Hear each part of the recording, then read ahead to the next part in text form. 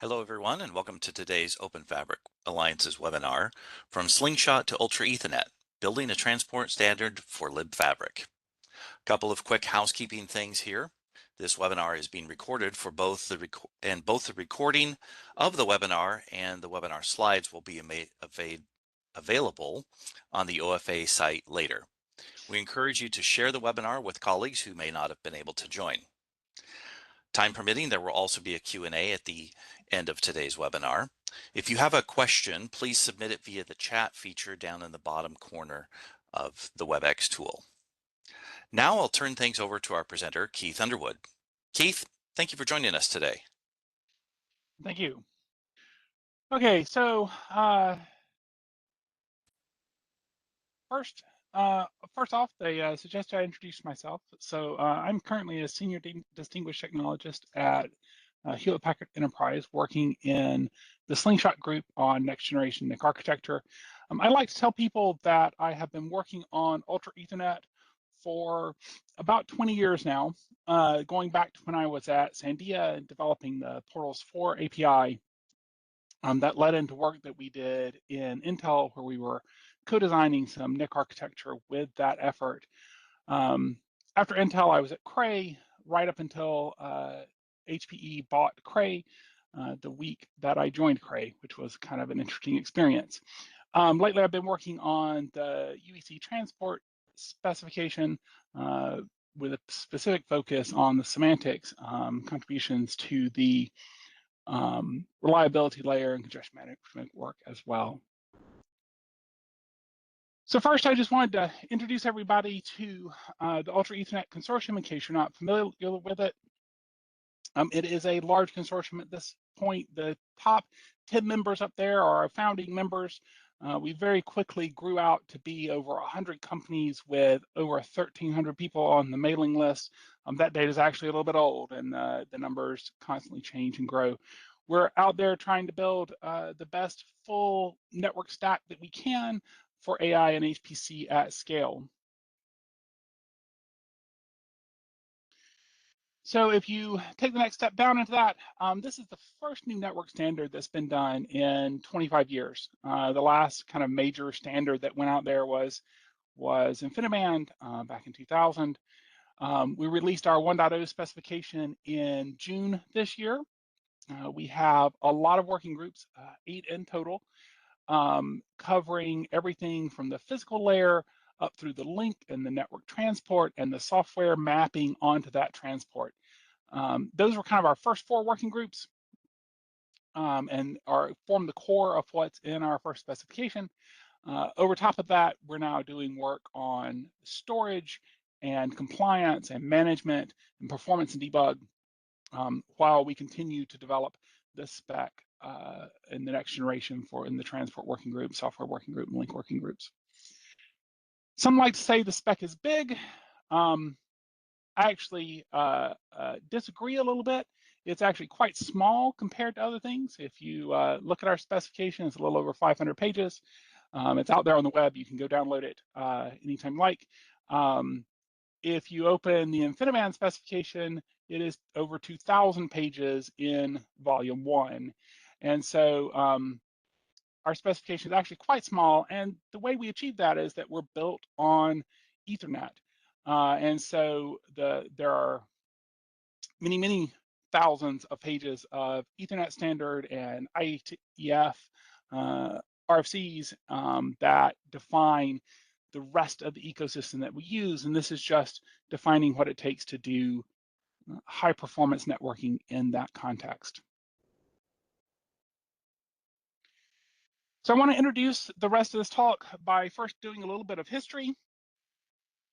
Going back to the origins of UltraEthernet, I'll start in the early 1990s, back when nobody gave webinars and nobody knew what a webinar was. This was what Ethernet looked like. This is an actual cable that I used in the 1990s in my dorm room in college when we were playing games between PCs. Supercomputers did not use Ethernet. Ethernet was not considered high performance networking. So back in that day, they shipped a supercomputer that used connections to wire up between processes And they found out that once they wired up all the connections, they didn't have enough memory to launch an application. And so people learned that connections were bad. Not everyone got that memo, but it was quite clear that you couldn't use connections in the largest scale systems. And so they built a new operating system and a new networking stack, and they named that networking stack Portal 0 in retrospect. So what's wrong with connections? I mean, if we look at the internet today, like everything we work with runs with some form of connections. So the problem is when you take a connection and you use it for more than you need to. This is kind of the when you have a hammer, everything looks like a nail problem. So if you give an architect a connection, they'll take that connection and they'll want to make it ordered, especially if they're writing their standards in the last century, just to keep the hardware simple. You know, back when the last standards were done, it was gates were expensive, a lot more expensive than they are today. Once they've made it ordered, they'll start doing optimizations that use the fact that it's ordered. So to make the packets just a little bit more efficient, the addressing information will only be on the first packet of a message. And that kind of digs you into a hole because now you can't move your packets around out of order without putting them back in order at the endpoint. They'll want to use that order connection to manage things like resource exhaustion. The error model will be embedded into that ordered connection. Once you've kind of optimized things around that connection, there's no point in not using it for more, or at least that's what the architect will think. And so they'll use that connection to pick the destination buffer. How you secure the access to that buffer will depend on the connection. And now that you've got it all tangled up in your semantics, they'll just have the user set it up. And now the user has programmed around the fact that there's a connection, and now it's kind of hard to find your way back out because your model all the way from software down to network is built around the fact that you have a connection from peer to peer.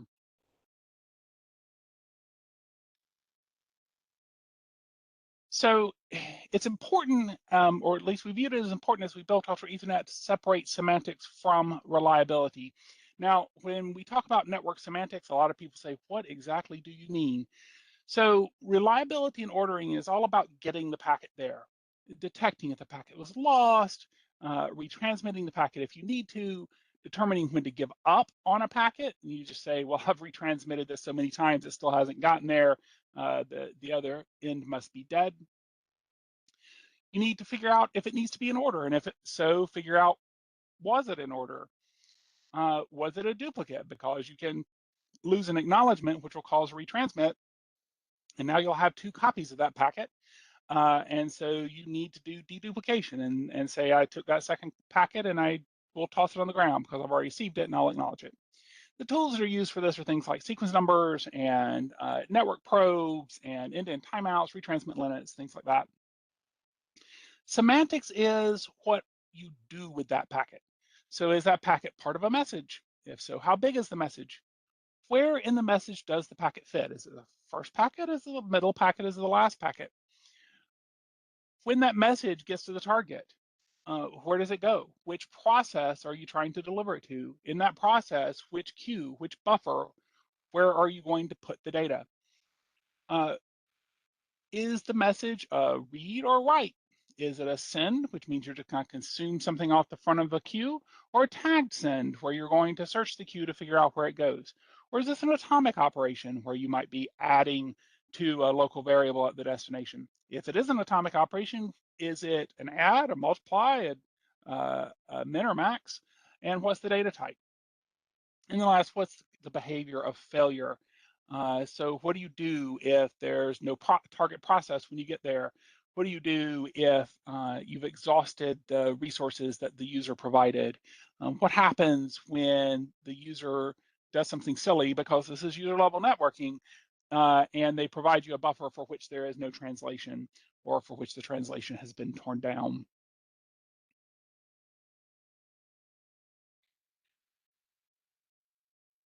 So if you want to do reliability at truly large scale, then what you want to do is you want to have the semantic layers see a reliable network.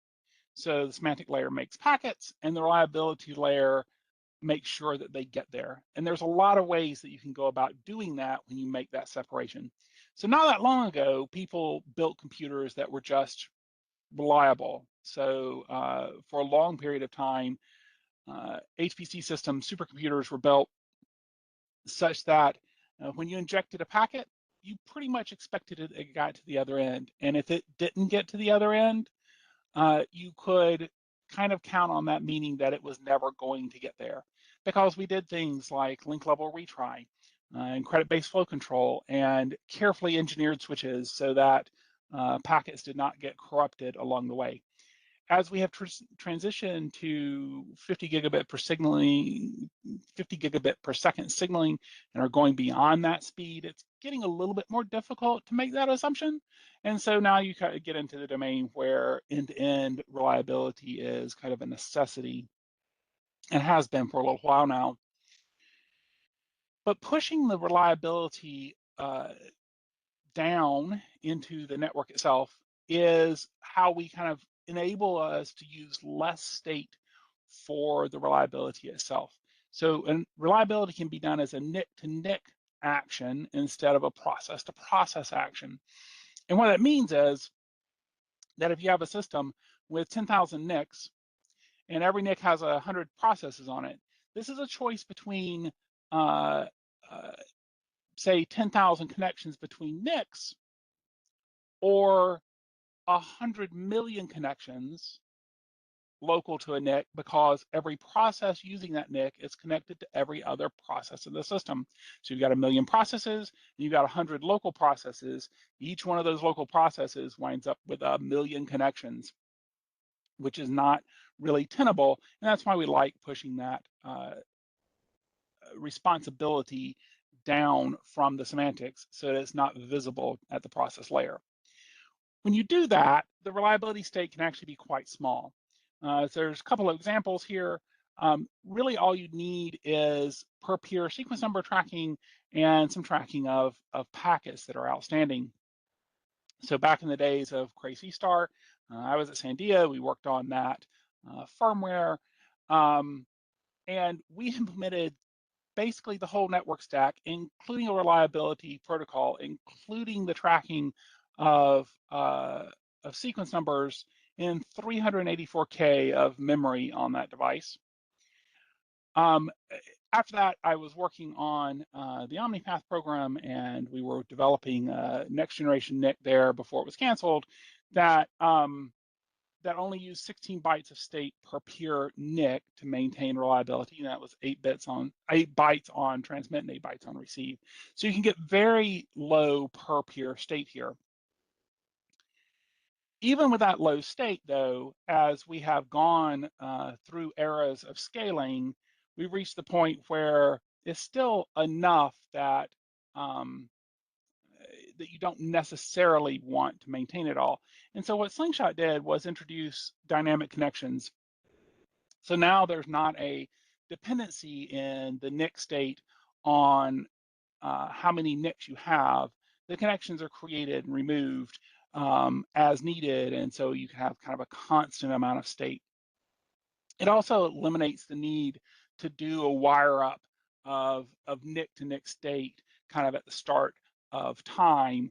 That state gets wired up kind of as you need it. So I'm going to assume most people have heard of Slingshot, but I'm going to touch on just a couple of aspects here in introduction, mostly to talk about how Ethernet wound up being an exascale network. So there's a famous quote that Ethernet always wins.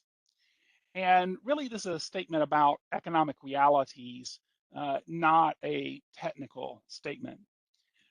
Because what's happened over time is that Ethernet has become more and more pervasive. And it's not because of it's the technical best possible fit. It's because it can be made ubiquitous.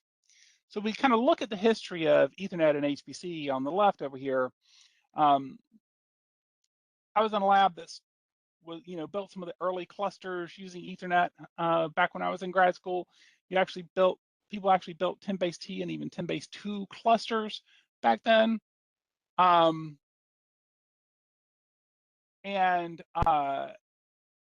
Then you can kind of go through it. And I thought that was fast because I was in grad school.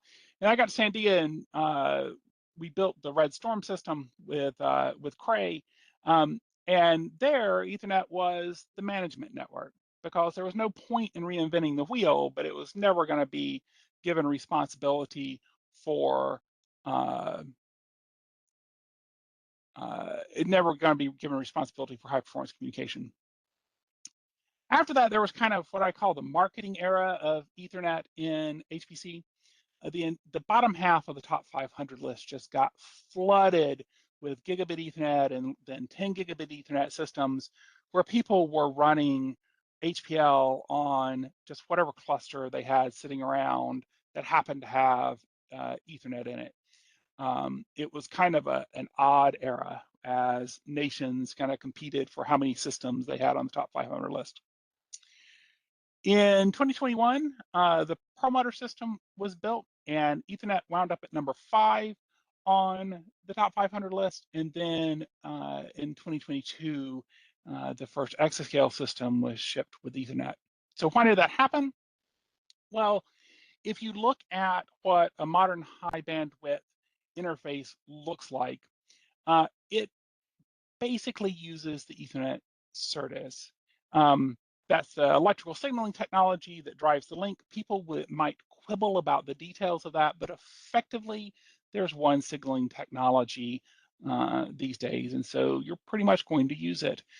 The connectors are made based on Ethernet because it's gotten really expensive to engineer these extremely high-speed links, extremely high-speed connectors, and guess what? Cables and optical modules, they all follow the same thing. There's a standard out there for extremely high rate signaling, and that's more or less where they architect. And because of that, you're more or less using forward error correcting codes that are built for Ethernet. And again, there are some minor deviations and wiggle room, but you're pretty much all building the same thing now, regardless of what you want to do with that underlying technology. The good news is that Ethernet has plenty of room built into it to negotiate things like the features on a port. So LLDP will let you do negotiation at a link level of what the capabilities are. You can also, there's also room in the way the preamble and things work that you can encode additional features alongside Ethernet on the same wire. And then a lot of the Ethernet limitations are really just about design choices. So FEC latency is inherent, but people talk about high latency Ethernet switches. That's largely an architectural choice in the building of the switch. You can build switches that do low latency and speak Ethernet on the wire. Things like Ethernet overheads, Ethernet specifies things like interframe gaps. Those can be negotiated down when both ends of the link are willing to speak the same thing. And then you think about packet rates. So HPC has often wanted to do very efficient packet encodings and very high rate packets. And that's another switch design choice. So you can choose to build an Ethernet switch that moves very high rates of packets.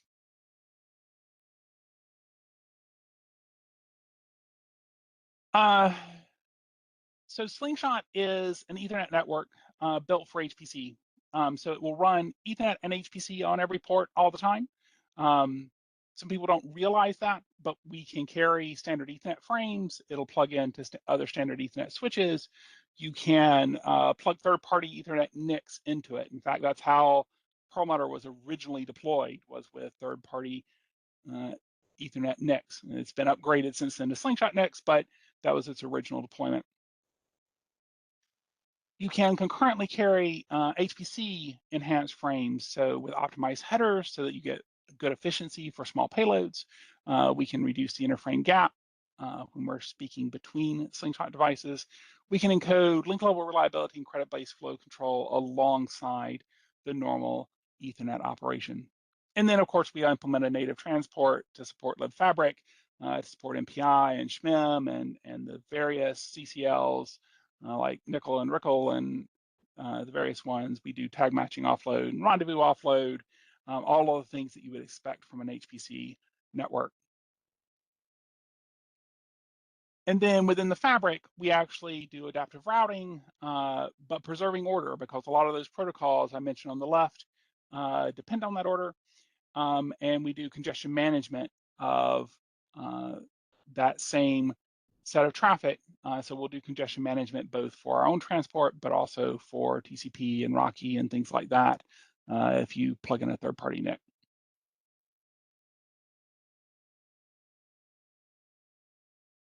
So now we'll talk about the progression from Slingshot to UltraEthernet. So if we go back to when UltraEthernet started, the basic conversation in early 2022 was, wow, this AI thing is about to explode, and it's wanting a lot of network, an enormous amount of network bandwidth, network performance. And Ethernet's kind of got some performance limiting characteristics, and it doesn't have some of the features found in HPC systems. And a number of places were deploying systems, and they were using InfiniBand for connectivity. But some of the data center operators, they really don't like anything that's different. Like, they want to administrate all their networks the same. And so there was this conversation where people were saying, okay, you guys are doing this Ethernet thing for HPC. Can we take those things that you've developed, like link level retry and crowd-based flow control and these optimized frame formats, and bring that into Ethernet as a standard so that we can kind of broadly deploy them in the Ethernet ecosystem? I'm sitting in these conversations, and most of my day job is architecting NICs and network transports. And I said, hey, maybe we can standardize the new network transport while we're at it, the new semantic layer. And like, you could hear the eye rolls over the phone, like, yeah, we're gonna we're not gonna do that. We're good there. And then we officially formed the organization that summer. We had our first face-to-face meeting of participants in September that year. And what we came to realize is that to achieve the goals, because a lot of the goals were about performance at scale, to achieve the goals, we're going to need to do something with the RDMA definition, because the congestion management that people understood how to do was all about unordered networks and all about operating in these somewhat higher loss environments. And the RDMA definition, the Rocky v2 definition, was not easy to just natively map onto an unordered congestion management scheme in its standard variation. And so there was this interest in doing something different. Going into this, we never expected that it was going to be easy. And boy, it wasn't. But it was a lot of fun, and there's a lot of great people who work on UltraEthernet, but it was certainly an adventure.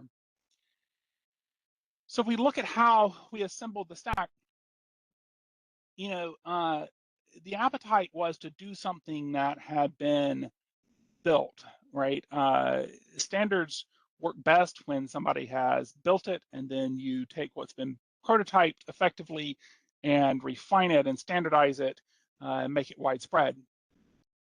So one of the things we understood was that obviously we could not change the interface that users programmed to. You couldn't change TensorFlow or PyTorch or any of the other frameworks for sure. You really didn't want to change the middleware, because that was going to make for a heavy lift. And so you've got things like the CCLs, you've got SHMEM starting to appear in some AI discussions. You've got MPI and SHMEM on the HPC side. You didn't want to change any of that. And then there was a strong tension in the group that you did not want to change anything about Ethernet and IP, or at least that you not require a modification to those, which was kind of interesting. given that we had gone into this initially talking about things like link level retry and credit-based flow control, here we are saying don't change anything. So kind of the first thing we did was to take Libfabric because it was open source and it allowed for and enabled unordered operations. It also was it did not require a connected model. And it had been used by Amazon, by AWS for EFA. It had been used, that's what we use over Slingshot. So it's been used at exascale. There's other HPC companies that build hardware to support it as well. So it's kind of had a broad base of proof points there. And then in the middle, we built this new transport. And to build the transport, we took the semantic layer work we had done in Slingshot and had just built on Frontier at the time and the reliability architecture that we had built for that. And we married that with congestion management solutions that were being developed for best effort Ethernet. You actually can see some of those papers. I think were recently published at SIGCOM. I think I saw. I'd have to go back and look to be sure. And then we had a shared key security system for encryption. So today I'm going to talk about semantics and reliability because that's where I've done the most work, and that's what kind of marries into the Libfabric use case. Within the Ethernet and IP side, we actually didn't require any modification, but we did provide some options to improve it. So we have link level retry and credit-based flow control at the link level. And then at the network level, there's this thing called packet trimming that is part of the congestion management solution that when congestion is detected in Ethernet, then typically in Ethernet, when you detect congestion, you throw stuff away. But trimming says, well, I'll throw away the body and I'll keep the header and I'll forward the header so that the endpoints can more easily detect the loss. And so that's at much lower bandwidth, right? You can at least detect the loss without actually having consumed all the bandwidth. So our link technology in UltraEthernet really goes back to something called HPC Ethernet. Now, this is something that was co-designed by Cray and Broadcom. HPC Ethernet had a lot of things in it. So it did things like reduce the minimum frame size to allow for 32-byte frames. It removed the interpacket gap and reduced the preamble. Like, it really optimized the frame. So in the first generation of Slingshot, we could move around 40-byte frames all in at rate, which is quite a high packet rate. It specified link level retry as well as lane degrade. Now, most of those features did not make it into the first cut of UEC because things like optimizing down to a 32-byte frame is something that most Ethernet switch vendors do not have any interest in doing. And wasn't really driven by the AI use case. And most of UEC 1.0 is driven by AI use cases and HPC use cases at a broader level and not the tiny packet sizes. So the pieces that came in were link level retry, also a credit-based flow control that was not part of HPC Ethernet, but it's more efficient than PAWS. And so that's work that HPC has done for ages, right? Or link level retry and credit-based flow control. And then those things were negotiated by LLDP. Now, as kind of the next generation of spec, as we continue to develop the spec, we're actually exploring some of the bandwidth efficiency solutions to see where we go with that. Don't expect 32-byte frames. That's not where we're going. But other places, we are looking at how to improve the wire efficiency because people are starting to look at it for scale-up technologies as well. So now let's dive into the reliability layer. So let's start with what does it mean to have to be connectionless. I often use the term connectionless in talking about network things. And really that just means that there's not a persistent process-to-process connection, and there's not a user visible connection, so that we can drive down the connection state and we don't ask the user to manage that.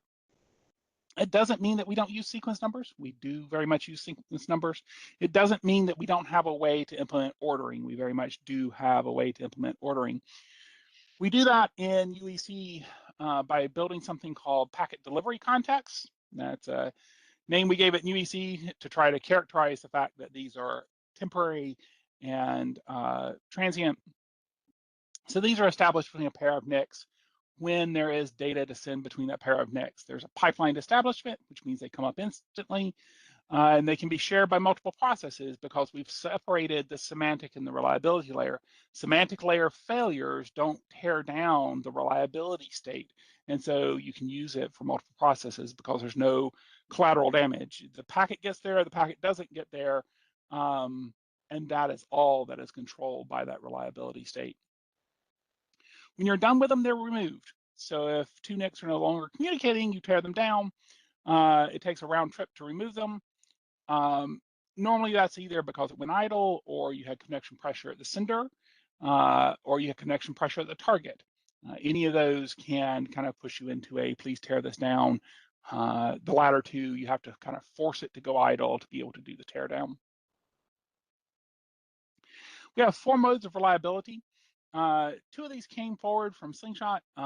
There's reliable order delivery.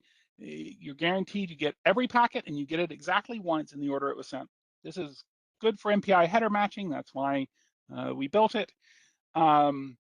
There's reliable unordered delivery for idempotent operations, RUDI for short. It's a mouthful and it's subtle. So it guarantees that you deliver every packet at least once. It's great for scalability because there's no packet delivery context, there's no stand-up, there's no teardown, there's no state at all other than tracking the packet that's outstanding. But it means that you have a limited set of semantics. Don't use this for matching. Don't use this if you're going to deliver target side completions, because you might get a packet more than once. So it's a very subtle use case for that, but it's got great scaling characteristics. We brought in two new reliability modes.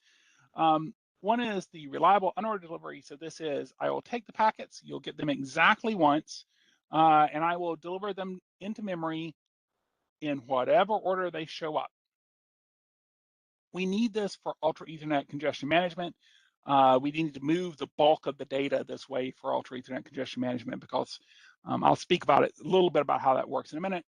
And there's a lot of programming models where this works fine. This works fine in SHMEM. This works fine for your CCLs. We'll talk about that a little bit more in a minute. And then we added an unreliable unordered delivery. I'm not even going to try to pronounce that. Because sometimes there are some things people do that they find they want a UDP-like service. And so rather than force somebody to open up a UDP-like service to get the characteristic, we embedded it in the definition. This illustrates how the packet delivery contexts work. So at the top here, you see that we start up a connection with 3 packets to send. Each of those packets is marked with a SYN, a start of connection bit, essentially. They have a starting sequence number, the following sequence numbers, and they actually indicate their offset relative to that. I've drawn the ordered case because it's easier to draw the ordered case and easier to read the ordered case. The unordered case works the same. When the first packet, whichever one of it is, gets to the target, it establishes the connection and acknowledges it and assigns a target connection ID, which is used on every packet generated after that first act. And then down here at the bottom, you see the connection, the PDC goes idle, and there's a close issued that closes that PDC. You have to get all of the acknowledgements before you issue the close, and the close is acknowledged. So this is an acknowledged operation that will be retried if the close gets lost or the close act gets lost. So I showed the reliability header down here at the bottom. It got some interesting fields in it. The PSN, packet sequence number, is the one that shouldn't surprise anybody. There's this thing in here called clear. Clear is an interesting construct that we built that is an ACK of the ACK. So it acknowledges that you received a stateful acknowledgement. The point of that is that there are some operations that, to be efficient, you really want to carry the result of the operation back in the acknowledgement. So the easiest example here is a fetching atomic. Fetching atomic, like say fetch and add, it says give me the value that is at this location and then increment it. Let's say, and then increment it by 1. So what you want back is the old value, and then you increment it by 1. Well, the problem is it's no longer possible to regenerate the value that was there if you assume it's not a reversible operation like integer add by 1. It's no longer possible to get the old value that was there once you've modified it. So you've got to store that return value somewhere until you know that the source has gotten it. And so it's carried back in the acknowledgement. The return value is carried back in the acknowledgement, and then the clear frees the state that was associated with it. At the bottom of the figure, you'll see these things, SPDC ID and DPDC ID. These are packet delivery context IDs.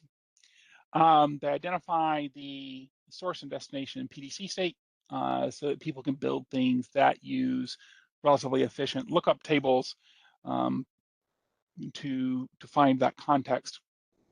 Now, in this case, the destination PDC is not known until after the first round trip. We actually added this DPDC ID in UltraEthernet to improve the scalability of implementation. So the structures that you have to build if you don't return that around start to get largish over time if you're not careful. So that's something we added here. Before you actually have that, the packets that are marked SYN include a PSN offset in that field. And the reason they include PSN offset is so that we can do out of order processing. So if you look at this sequence over here on the right again, you send your first packet, let's say your first sequence number is 13, so you send 13, 14, 15. If this were unordered, if 15 got there first, 15 would say, hey, this PDC started 2 packets ago. So its PSN offset would be 2.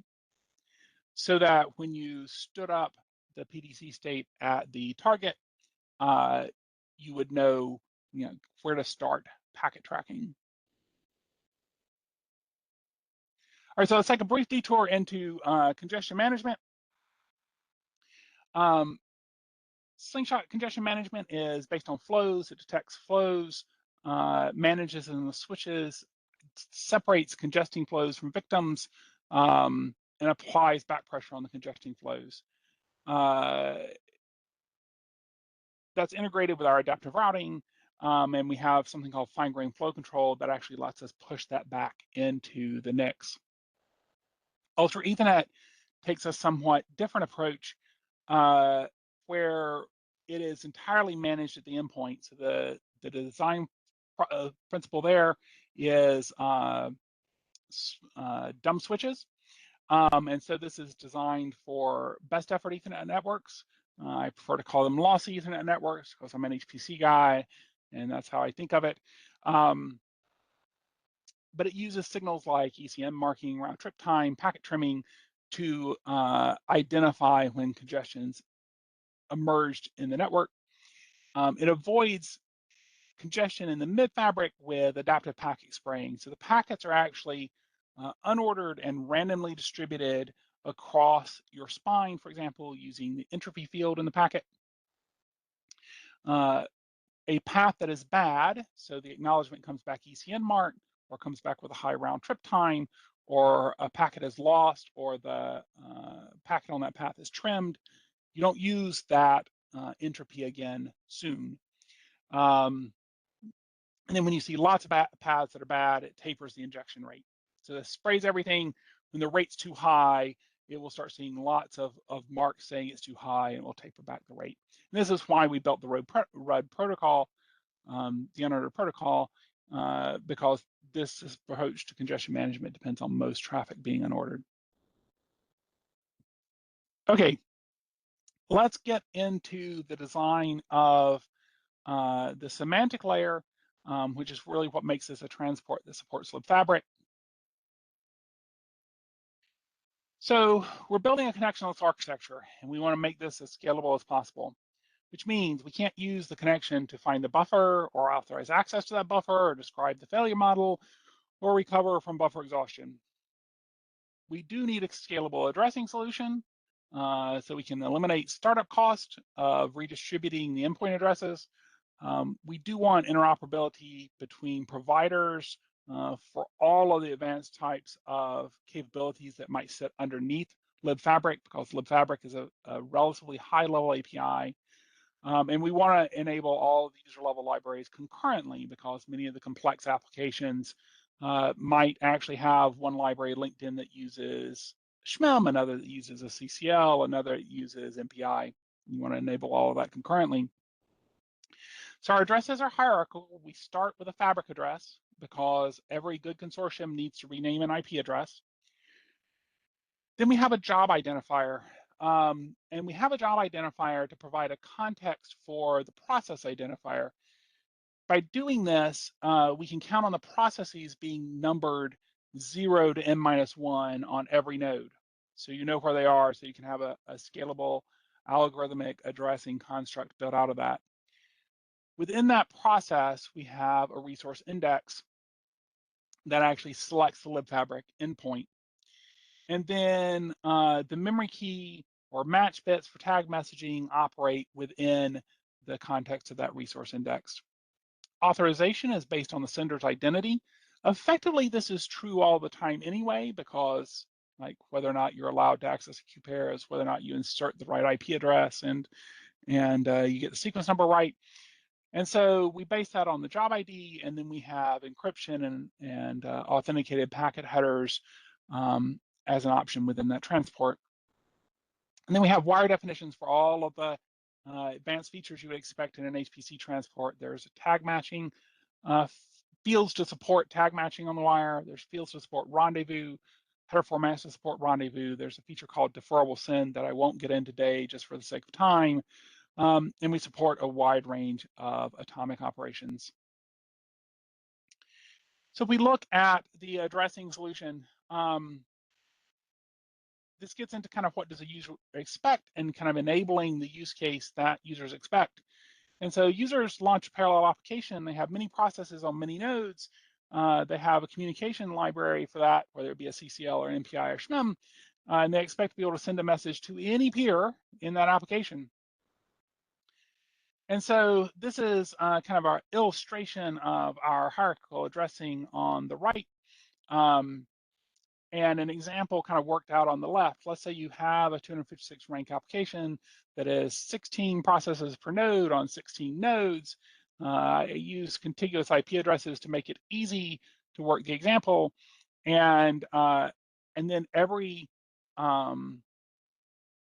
node has PIDs 0 to 15 because there's 16 processes on each one, and that's specific to the context of job ID 42. So you get to a node based on your IP address. The job ID establishes the frame of reference for the PID. The PID is numbered 0 to n-1. Within that, you have a set of resources that are identified by the resource index. So if you want to take MPI, rank 0, 1 mapping, you have to establish a mapping, but it can be algorithmic. Rank 0 in this example would be on 10.0.0.16 and PID on FEP 0. The resource index would say MPI, right? And so that's how you would find your set of resources dedicated to MPI. Or your RMA example might say your resource index is SHMEM, and you take your memory key and actually find the descriptor that's associated with that. For those who are curious, in Slingshot, PID-on-FEP was called PID, job ID was called label, and resource index was called index. So these are the addressing concepts that we used and demonstrated in earlier systems.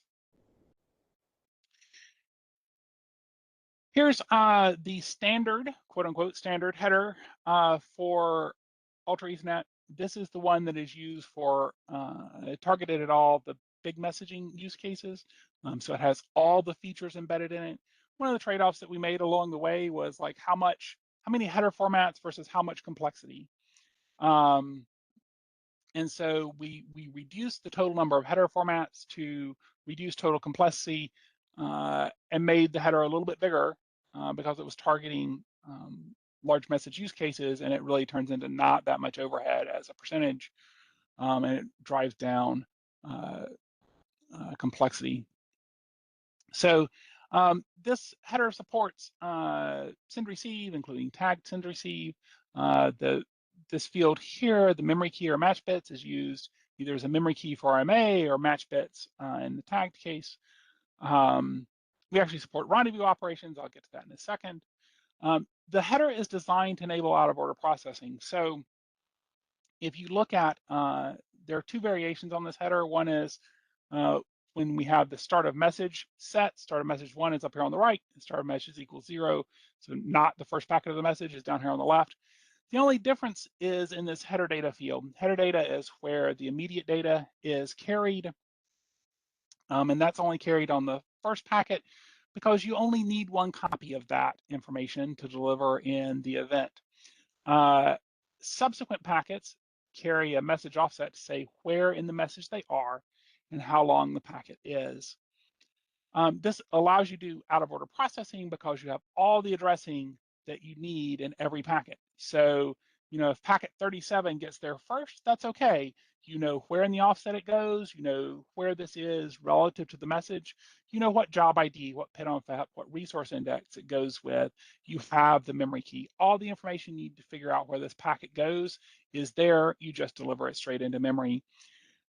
Before you post the event, you need all the packets, and so you will have gotten the header data along the way. Beyond the basic header, we do have a couple of optimized header formats. These two optimizations just exist in HPC right now.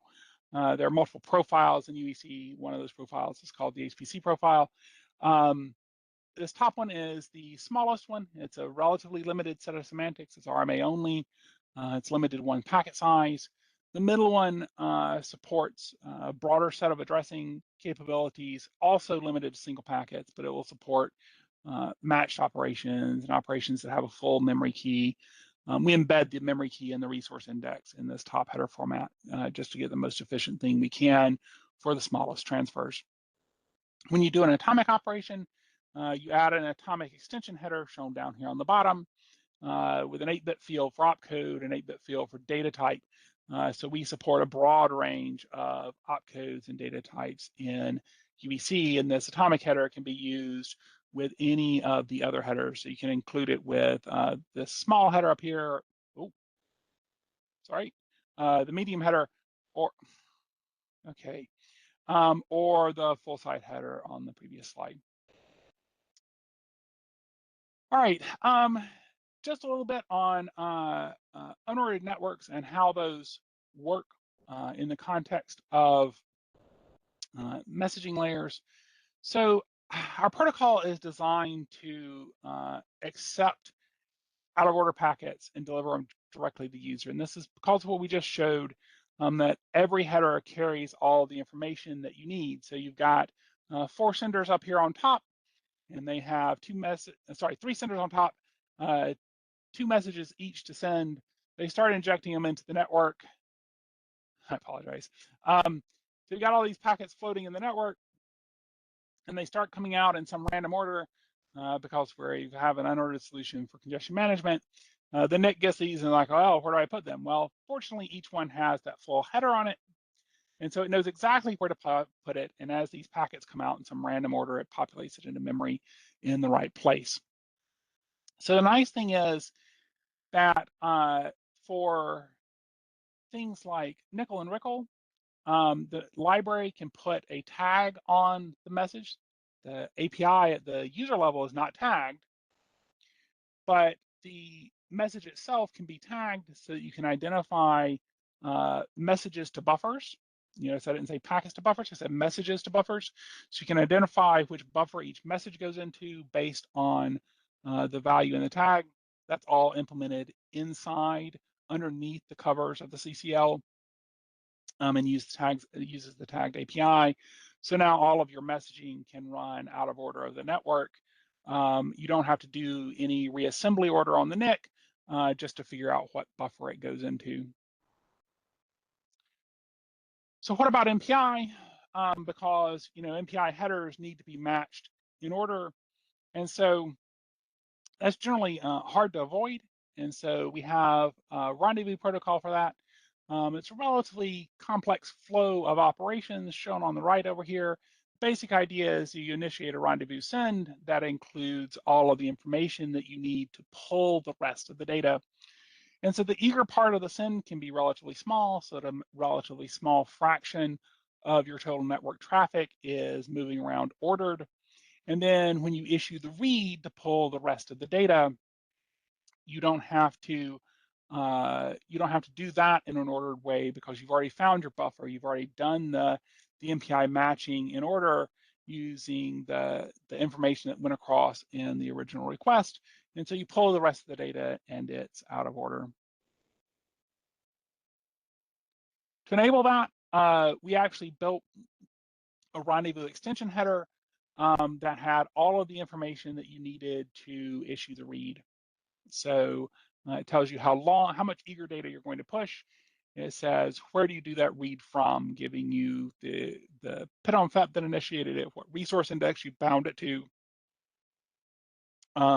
what offset within that, what memory key associated with that. All the information that you need to issue the read comes across in the rendezvous request. And this is standardized so that all of the providers can do the same thing. So we demonstrated that Ethernet could work at exascale, and then we took what we learned there and worked with the community and integrated with expertise from the cloud data centers into what became UltraEthernet 1.0, kind of a modernized RDMA interface to work over an unordered Ethernet network. This is the first standard transport for Libfabric. So we'll get now multi-vendor interoperability underneath Libfabric, effectively for the first time using a native transport. The next iteration of UEC is under development. We're working on things like packet efficiency improvement. And what we're finding is that the HPC-oriented things that we did, like link level retry and credit-based flow control, actually provide a good framework to support scale-up networking. And with that, we can get to questions.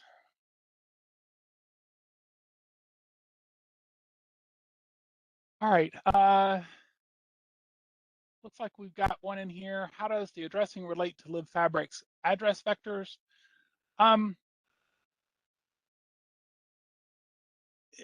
The intent, so that Libfabric has a variety of modes in the address vectors.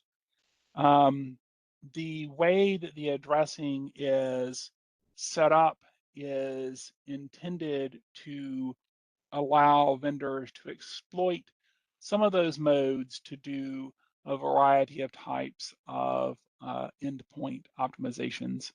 The full context of that's beyond the scope of this talk, but it was very much built with that in mind.